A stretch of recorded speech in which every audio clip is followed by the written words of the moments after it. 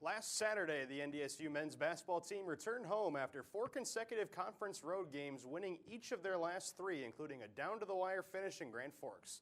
The Bison were tasked with facing a Denver Pioneers team that came in near the bottom of the Summit League, but that was no excuse not to remain focused. Bison back at home for the first time in a couple weeks. Rocky Cruiser getting his teammates fired up, and in the first minute of the game, he's going to find himself wide open for the two-handed stuff to put the Bison on the board. Then he's going to set a screen for Vinny Shahid and flare out to the three-point line and knock one down from the perimeter. Bison out to the early lead in the first half. Shahid will take the screen from Dangu, finish at the rim. He had a great night in this one. 14 points for him in the first half. Sam Griesel here collapses the defense and hits Tyree Eady from the left corner for a 3. He had 3 in the first half. Bison led by 14 at the break. Denver got it down to as little as a 2-point game in the second half before Vinny Shahid went to work again, knocking this one down off a little hesitation step back. And then later in the second half, he's going to cross over Joe Rosga of Denver and drive to the basket and finish. Big day for Vinny Shahid. Bison take home the victory. So much from a poise standpoint. And, when you've got a point guard like Vinny, like he's playing, and you got multiple, Cam didn't, he gets a couple fouls in the first half. Not really got into rhythm, but when you got a couple point guards, it makes a big difference down the stretch. NDSU won by the final score of 81-71, their 4th victory in a row, and Shahid finished with 27 points, 5 rebounds, and 7 assists. The next task for the Herd is a home clash against Oral Roberts happening as we are live right now. They'll then take on conference-leading South Dakota State on Saturday. In women's basketball action, NDSU faced off against Oral Roberts last night in the program's annual Pink Game, a night dedicated to those fallen victim to or continuing to fight against breast cancer. Bison are wearing their pink uniforms here in this game, and early in this one, a nice high-low entry pass to Emily Dietz. She's going to finish that one plus the foul to put the Bison on the board. At the end of the first quarter, Sofia Zovalovic is going to knock this fadeaway down at the buzzer to put the Bison up 21-19 at the end of the first quarter. Now she's going to come off a Dietz screen, square up, knock down a 3.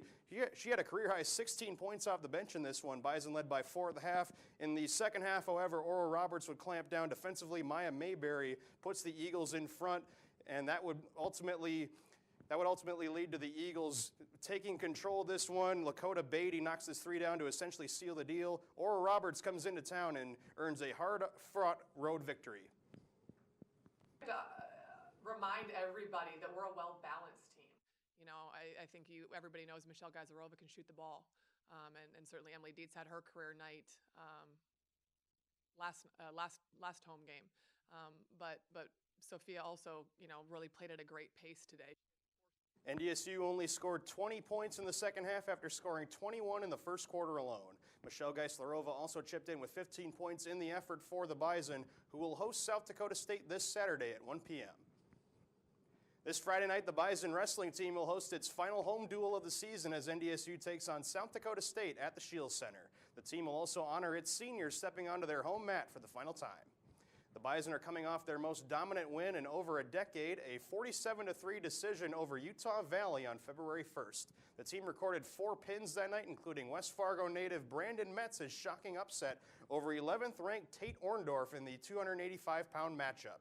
With the victory, the Bison improved to 4-3 in the Big 12 and 9-5 overall. As for the Jackrabbits, they come into this meeting just 1-5 against Big 12 opponents, which includes losing each their last 2 conference duels. The meet is scheduled to begin at 7 p.m. Last weekend, the Bison softball team opened its 2019 campaign in San Marcos, Texas at the Texas State Bobcat Classic. Due to weather conditions in Fargo at the time, the Bison could not leave town on time, and each game originally scheduled for Friday was moved to Saturday. All in all, NDSU won 3 of the 4 games it participated in, including a 6-2 win over Texas San Antonio, a 6-5 come-from-behind win over Abilene Christian, and a 4-3 10-inning win over host Texas State. The team has since started play in Puerto Vallarta, Mexico today, and has won against Northern Colorado, and also took number 11 Arkansas to the wire before losing on a walk-off walk. The Bison have 2 remaining games in Mexico. The 5-time defending Summit League tournament champions are currently 6 games into their 40 away from home to begin the season.